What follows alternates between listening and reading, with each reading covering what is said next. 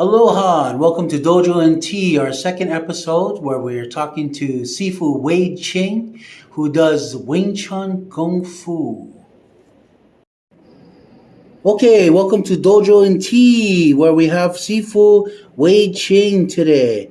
And we're going to interview Sifu Ching about, where his Kung Fu comes from. So, Sifu Ching, just explain where your Kung Fu comes from.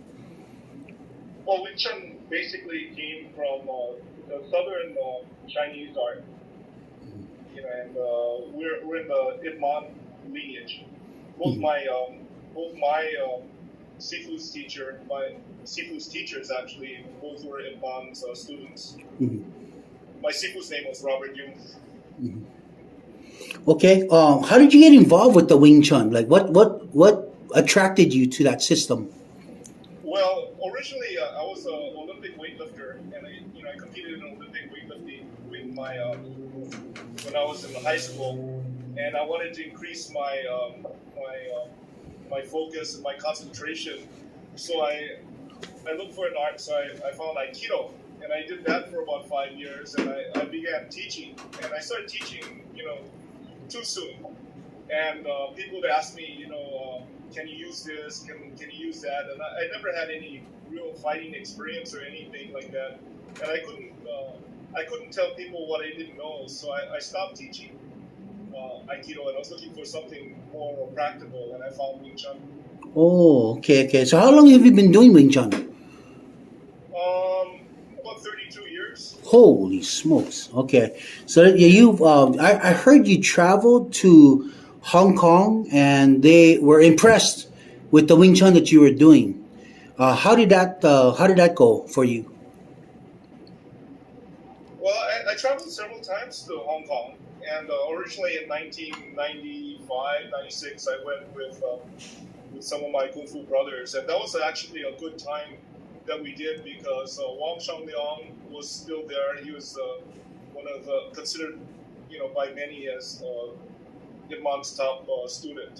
He had all the fights on top of the rooftops, and we were fortunate to train with him, and Ip Chun, Ip Ching, and all these other people were there, along with our Sifu's teacher Wang Long, and so we're up there, and we learned. Unfortunately, when I went up there, I was a little bit younger, well, a lot younger, and I wasn't.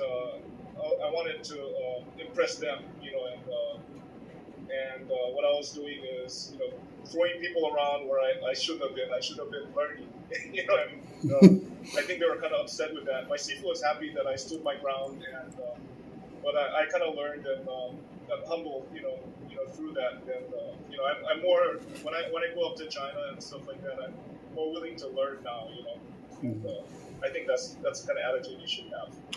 I think you're a very good Sifu. I learned from you myself many years ago, and also recently, and I'm planning on going back again and learning the Wing Chun from you. I for some reason I can learn a lot from you.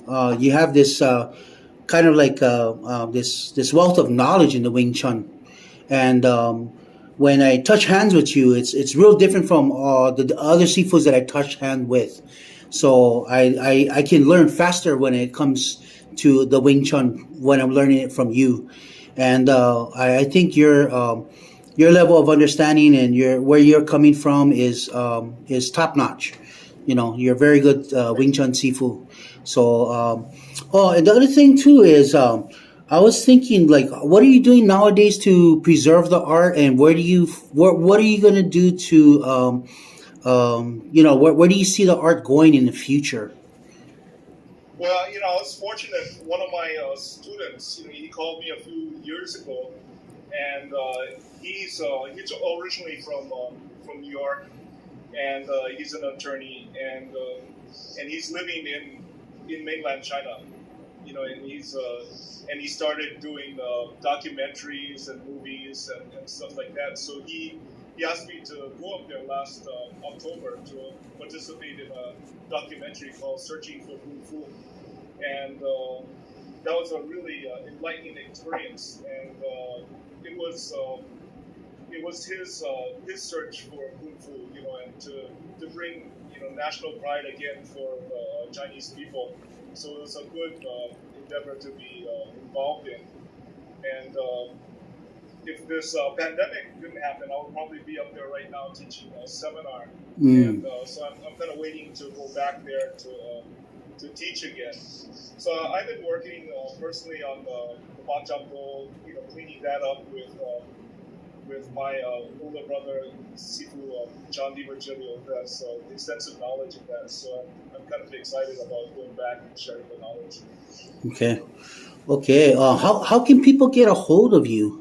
Like as far as like when the pandemic is done, how can people get a hold of Sifu Wayde Ching, and where do you hold your classes once the pandemic is over?